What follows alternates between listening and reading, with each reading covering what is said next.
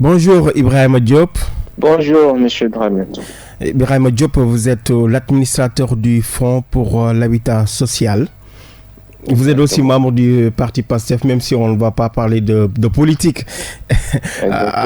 Oui, aujourd'hui, Ibrahima Diop, qu'est-ce que vous pouvez nous dire aujourd'hui sur votre parcours professionnel? Bonjour Monsieur Dramé. Et bonjour aussi aux auditeurs et internautes de Rewmi FM. C'est un plaisir aujourd'hui d'être parmi vous dans ces matinales-là. Donc, bon, j'ai un écho, je ne sais pas si c'est bon. Oui, c'est bon, oui. C'est bon, d'accord. Bon, pour parler de mon parcours professionnel, donc je disais que je pourrais dire que moi, je suis né à Saint-Louis, grandi là-bas. Et donc, j'ai fait des études à partir du lycée technique André Pétavin, donc où j'ai fait mon cycle secondaire. Donc, j'ai eu un bac G. Et par la suite, donc, j'ai accédé à l'ESP Dakar, où j'ai fait des études en finance. Et aujourd'hui, donc, je me retrouve dans ce monde de la finance. C'est important, Ibrahima Diop. Aujourd'hui, quelle analyse faites-vous sur les programmes de logement au Sénégal? Offrent-ils un avenir prospère?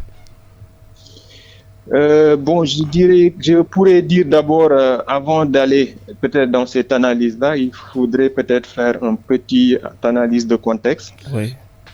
Pour dire qu'aujourd'hui, par exemple, au Sénégal, nous avons constaté un déficit qui est réel en logement. On peut estimer à 500 000.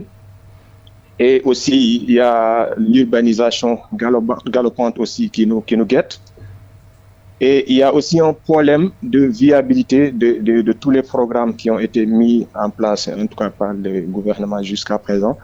Donc, partant de ce contexte, on peut dire que le problème du logement donc, est vraiment une réalité au Sénégal et auquel il faut peut-être trouver des solutions. Très rapidement, beaucoup estiment que le logement est cher à Dakar. Qu'est-ce qui explique cela?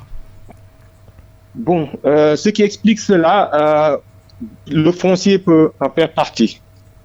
Mais aussi, il y a on n'arrive pas à maîtriser les coûts le plus souvent. Et ça aussi, donc le problème de financement aussi, donc peut-être un des phénomènes qui explique la cherté. Et c'est la raison pour laquelle aujourd'hui, nous, dans nos politiques, on a pris en compte tous ces aspects-là pour essayer peut-être de trouver des solutions viables par rapport à ce phénomène. Oui. Est-ce qu'il y a des initiatives permettant d'encourager les populations à chercher du logement à Dakar ou hors de Dakar même, dans le cadre du désengorgement? Absolument. Parce que ceci m'amène peut-être à parler du programme national d'accès au logement que nous sommes en train de mettre sur pied. Et on est en train d'y travailler avec le ministère de l'Urbanisme. Donc, et cela, c'est sur instruction aussi des autorités qui ont beaucoup insisté, en tout cas, sur la résolution de ce phénomène du logement. Et donc, pour cela, nous avons mis en place tout un dispositif pour permettre non seulement aux Sénégalais de pouvoir accéder aux fonciers à travers des terrains viabilisés que nous pourrons mettre en place, mais aussi tout un dispositif de commercialisation, mais aussi un dispositif qui permet de produire en masse avec une réduction des coûts et un volet financement qui sera vraiment pris en charge. Oui, des fois, l'accessibilité aussi pose problème. Quelle sera votre démarche dans ce cas? Notre démarche, comme je l'ai dit tantôt, souvent, les programmes de logement, quand on les analyse en profondeur, c'est comme si c'est des programmes qui sont destinés à peut-être une couche aisée de la population et cela ne devra pas être le cas.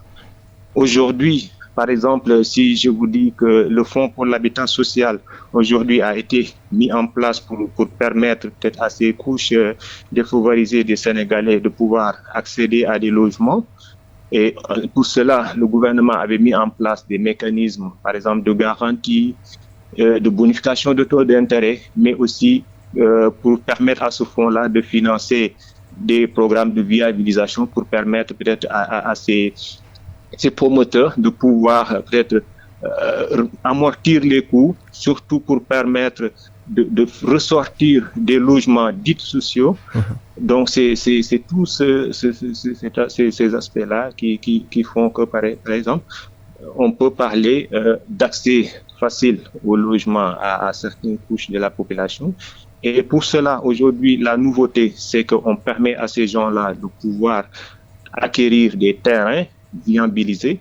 Et après, il y aura peut-être un accompagnement pour l'autoconstruction, parce que si on constate aujourd'hui, peut-être là 80 ou 70% de la population, donc ça donne à cette autoconstruction-là. Donc, on a mis en place un dispositif qui permet de les accompagner, mais aussi de les encadrer avec des promoteurs agréés par le programme qui pourront leur permettre de réaliser le projet de logement. À Dakar, justement, et les régions, oui. Oui, partout, oui. Oui. Aujourd'hui, on voudrait savoir quelles sont les politiques à mettre en œuvre pour une accessibilité élargie au logement. Les politiques à mettre en œuvre aujourd'hui, nous on parle d'écosystème de construction. Donc si on parle d'écosystème, donc aujourd'hui il faut peut-être partir plutôt donc dans l'encadrement de la construction, en passant par exemple par la disponibilité de carrières pour les matériaux locaux, mais aussi un écosystème industriel qui est là et qui permet de produire en masse. Mais aussi, on a prévu de mettre en place une plateforme qui permet à tout Sénégalais, partout où il se trouve, même au niveau de la diaspora, de pouvoir visualiser des programmes logements disponibles et de pouvoir aussi faire sa qualification pour accéder donc à ces produits-là. Et donc, il y a tout un dispositif qui lui permet donc de pouvoir visualiser, mais aussi de savoir comment il fait pour y accéder. Et tout cela sera bientôt mis en ligne et à la disposition des Sénégalais. Oui, je rappelle que nous sommes avec Ibrahima Diop, administrateur du Fonds pour l'habitat social. Le rôle véritable du fonds, c'est quoi? Comme je l'ai dit tantôt, le rôle principal du fonds, c'est pour permettre surtout aux populations, donc aux couches peut-être défavorisées, d'avoir accès à des programmes de logement. Et comme je l'ai dit tantôt, donc jusqu'ici, les deux mécanismes ou trois qui étaient mis en place, c'était la garantie donc aux acquéreurs, mais aussi la bonification des taux d'intérêt. Et nous avions aussi des possibilités de financer des programmes de viabilisation. Donc c'était ça les missions de base du Fonds pour l'habitat social. Mais aujourd'hui, donc si vous me permettez peut-être d'expliquer un peu, oui, allez-y, les autorités ont compris le rôle crucial que le fonds peut jouer, en tout cas dans ce programme-là, et ils ont senti la nécessité de lui permettre d'avoir un sursaut, mais aussi donc de pouvoir jouer un véritable rôle, non seulement de fonds de garantie, mais de fonds de développement de l'habitat de manière générale. Et c'est dans cette perspective-là que nous allons.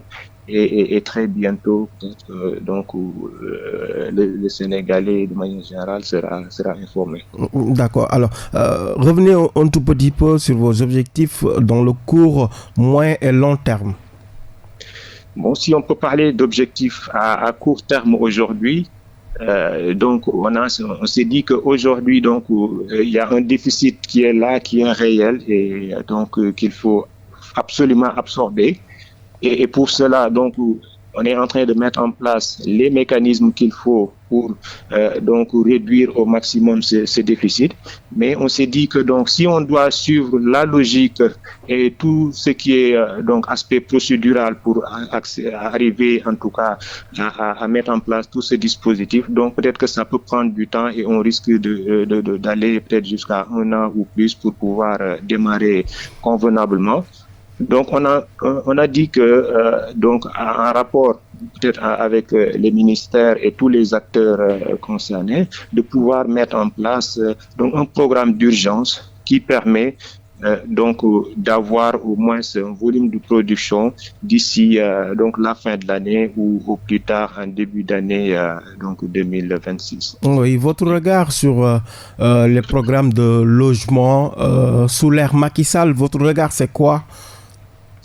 Bon, mon regard, donc en tant qu'acteur aujourd'hui, Oui. donc ce qu'on a constaté, et en tout cas surtout le programme récent qu'on a vécu, le programme des 100 000 logements, donc on a constaté qu'il y avait quand même beaucoup de défaillances. Notamment donc au niveau du foncier, donc qui n'était pas totalement maîtrisé, et pour la plupart c'est le foncier du privé qui était mis en tout cas en place pour accompagner le programme. Il y a aussi un problème au niveau du financement. Mais surtout le problème le plus donc remarquable, oui. c'est l'absence donc d'une viabilité économique de ce programme-là qui fait aujourd'hui, si on peut parler d'échec, en tout cas moi je dis que donc ce programme a échoué, et donc c'est surtout lié à ce manque de viabilité économique. Oui, allez-vous continuer le programme des 100 000 logements ou bien vous avez d'autres alternatives? Bon, aujourd'hui, nous avons en tout cas analysé froidement donc ce programme. Certes, il y a des acquis à consolider et nous sommes en train d'y travailler peut-être pour permettre en tout cas à tous ces gens-là qui s'étaient inscrits à des programmes de pouvoir accéder en tout cas à la propriété. Mais quand même, il y a une bonne partie donc qui ne répondait pas en tout cas à nos attentes. Et aujourd'hui, il va falloir corriger pour les réadapter avec le nouveau programme que nous sommes en train de mettre en place. Oui, avec des promoteurs sénégalais, je pense bien. Comment est-ce que vous collaborez avec les promoteurs? Avec des promoteurs sénégalais, bien sûr. Je sais qu'aujourd'hui, donc, l'accès des promoteurs au niveau du programme sont gérés au niveau du ministère à travers la Direction générale de la construction. Et donc là-bas, tout le dispositif est en place pour permettre en tout cas à tout Sénégalais qui répond aux critères d'être proposés de pouvoir en tout cas participer à ce programme. D'accord. Alors Ibrahim, avez-vous des ressources disponibles pour réussir ces missions? C'est pas du tout, c'est pas facile, hein? Ce n'est pas du tout évident. C'est pourquoi aujourd'hui il faut vraiment beaucoup d'ingéniosité. Et donc ça me permet aussi de parler encore du rôle crucial que le Fonds pour l'habitat social doit jouer dans le dispositif, en tout cas un rôle d'ingénierie financière pour permettre aujourd'hui de partir de la valorisation foncière pour accéder à un financement global donc de tous les programmes. Et donc c'est toute une ingénierie qu'on est en train de développer, et je pense donc vu le contexte actuel aussi du déficit budgétaire et donc tout ce qui s'ensuit, donc il nous faut avoir des ressources propres pour financer notre programme. Je pense que vous comprenez que le besoin est là. Le besoin est là, le besoin est réel, et je pense que les réponses que nous allons apporter donc seront à la hauteur. Merci d'avoir répondu à nos questions, Ibrahim Diop. Je vous en prie, et merci à vous aussi. Je rappelle que vous êtes l'administrateur du Fonds pour l'habitat social.